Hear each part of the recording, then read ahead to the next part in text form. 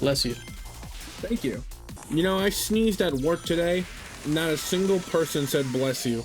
Was anyone around? Yes, a lot of people. Okay. I literally like looked like both ways, like out of a cartoon, and I'm waiting for it, and I'm waiting for it. Nothing.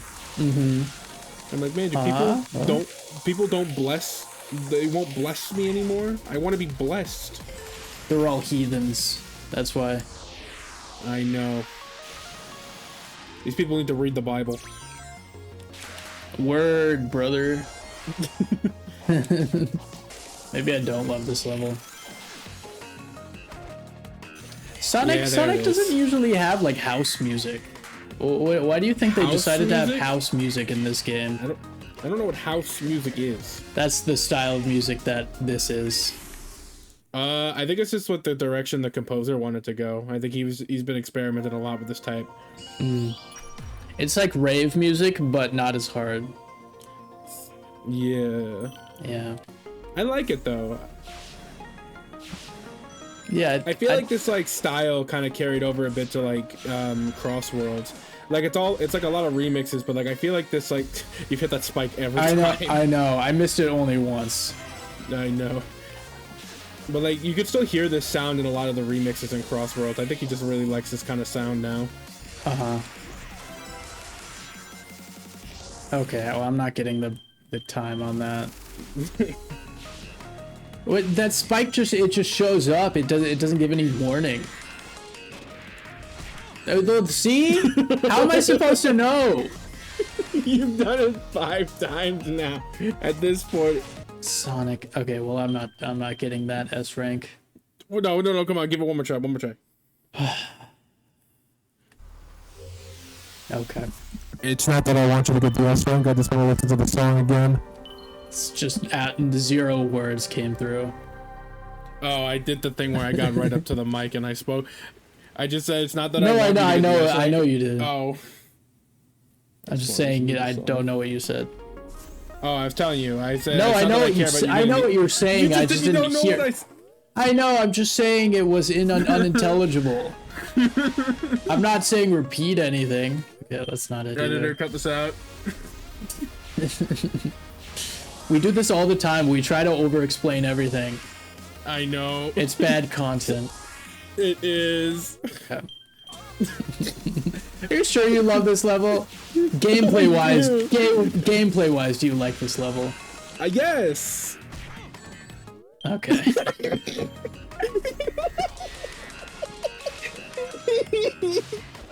Oh. There we go. There you see it. Oh, whoops. That's fine. You're doing great, buddy. That's fine. That's the winning time right there. Oh yeah, 100%. He's got the strat down. Oh yeah, see, you're in the zone now. I'm in the zone. Am I in the Sonic zone? Green Hill zone. Ooh. So my friend gifted me, or my roommate gifted me Pokemon Diamond in Japanese, which is really cool. Whoa. You talked about that in another video. I did, but I didn't get to talk about it. Oh, that's so true. Tell me about it. How far have cool. you gotten? I'm not that far right now, but it is very cool to read Japanese because because a lot of the time I'm like, frick, I know what they're talking about, kind of, and it's just so fun. Was that just overtime? I don't remember what the time is. I think you're probably good. Or worst case scenario, we gotta do it again. It is. Okay. I was really hoping you missed it. I wanted to go in for another round. No. Yeah, but it's really cool because in Pokemon when they do it in Japanese, they don't include kanji, so it's like really easy to read. So it's extra easy and nice. Which I like. Where's some more portals? There's one. I've never played base Diamond and Pearl before. I only ever played Platinum because by the time I got into Pokemon, it was already Generation 6. So when I went to play Gen 4, I was like, oh, just play Platinum. So I did, and it's... Huh? Go ahead. I was gonna say it's probably my favorite like mainline Pokemon game. Yeah. It's amazing. I love it. You know what I could do? I could just fish for keys and wrenches. You should have done that off screen. Yeah, but I thought I had enough. So why would I do that off screen when I thought I had enough? I don't know. Hello. Tails. Hello there. This is where the great king sits after the Game of Thrones has played its course. His mouth isn't moving. From the cover of Kingdom Hearts Final Mix. His mouth isn't moving. He's a hologram. It doesn't have to move. Now it's moving? Sonic, it was their very essences, their hopes, their dreams, everything that made them what they were. Do you see the correlation? Sounds a lot like what happened to you, Amy, and Knuckles. I mean, I'm glad you're all intact, but They should have put Silver in this why game. were you all uploaded like that? I would be okay with that. Honestly, I would like for him to be in the next game. Because he's been really cool in the IDW comics. He was integral for the Metal Virus arc, aka the best arc. Wasn't that a while? I guess it wasn't that long ago. I guess it was probably a couple years ago at this point. Yeah, but not long. Not that long. Yeah. Still definitely worth a read if you haven't already. No, I want to. I would like to. Honestly, I hope for the next mainline game, I hope we focus on more characters like Silver instead of like Tails and Knuckles and Amy. Because you hate them. It's just regularly. No. Historically, you hate them. No, that's not true. Because this game, it's like they're all kind of like, by the end of it, their character arc is like, oh, I want to go and I want to do this thing or whatever. And it's like, it'd be kind of cool if for the next game they were actually off doing their own thing. Maybe they show up like briefly, but it's like we actually see like some payoffs to those like subtle seeds that they planted.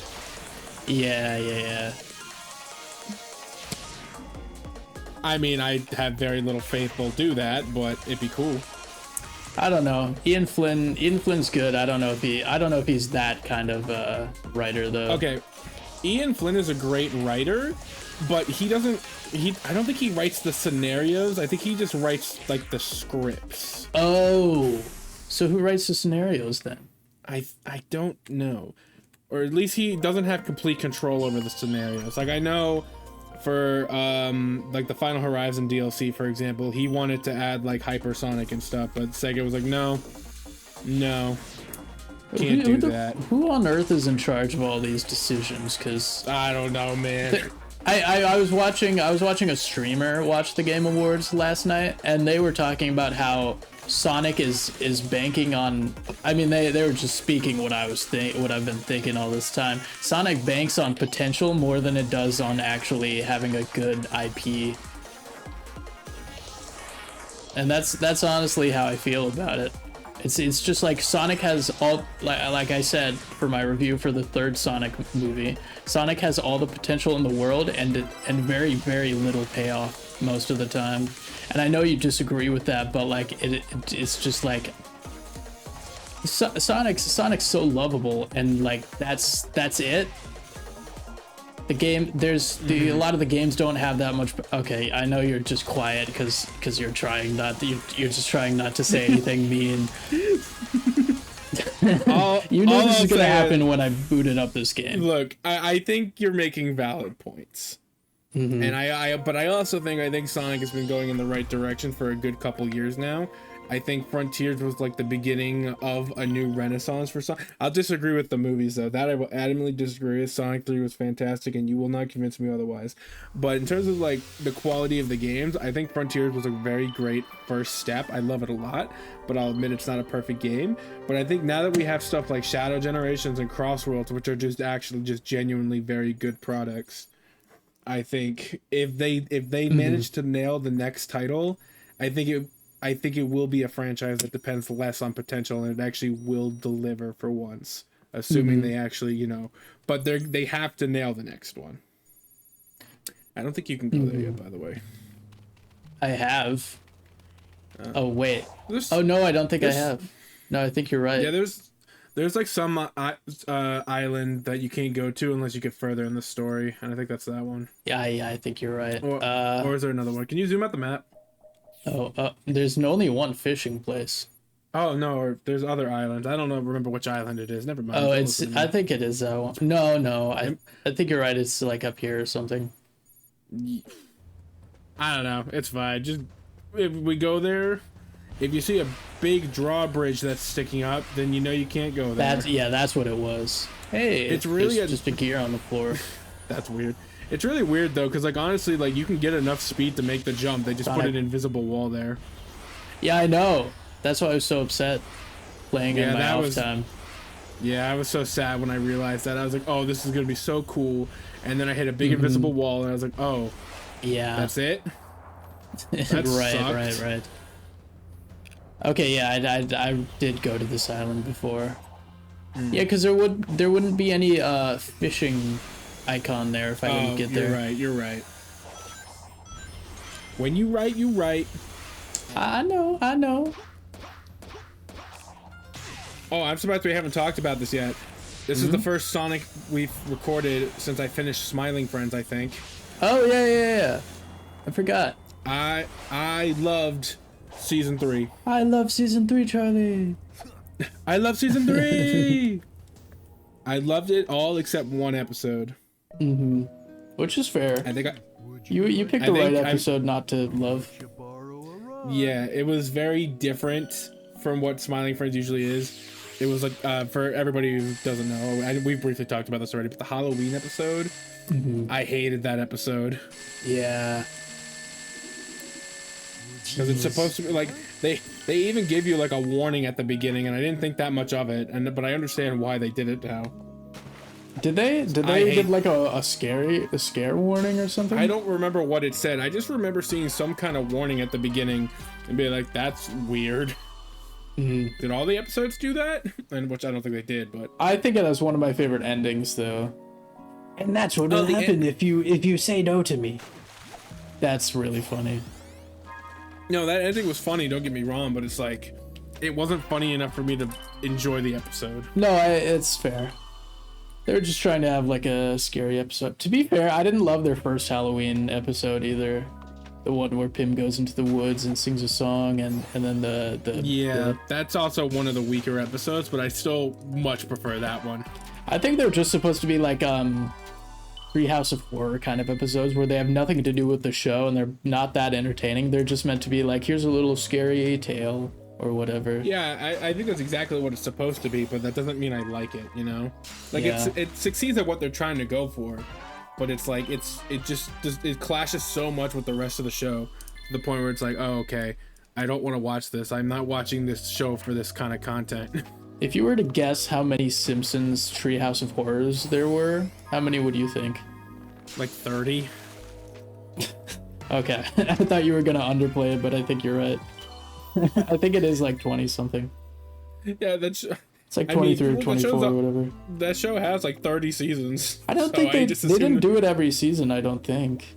I assume they did it for a lot of them though. But they definitely did it a lot. I don't love those episodes. I think they're the worst episodes. They're just so boring. Yeah, I haven't watched them personally, but like it's one of like the few episodes I remember hearing about like a decent amount. I was like, oh, yep, there's another one of these. I think it's literally like a treehouse horror thing or whatever, I think. Yeah. And I remember hearing about that every couple years when I was younger, and I never watched any of them because I didn't care. Right. Yeah, I never watched The Simpsons until like high school either. So yeah. I only ever watched a little bit of it when I was a kid. I still need to watch the movie.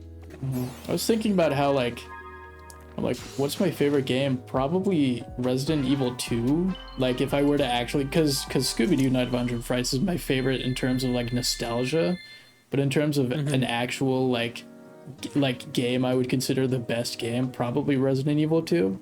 But that feels weird because I didn't get into the series until like 2 years ago, so it just feels weird calling that my favorite game. Even though I've played quite a bit of the first game. I beat 2, 3, and I'm finishing 4, and I'm very close to finishing 5, which is already like most of the original saga.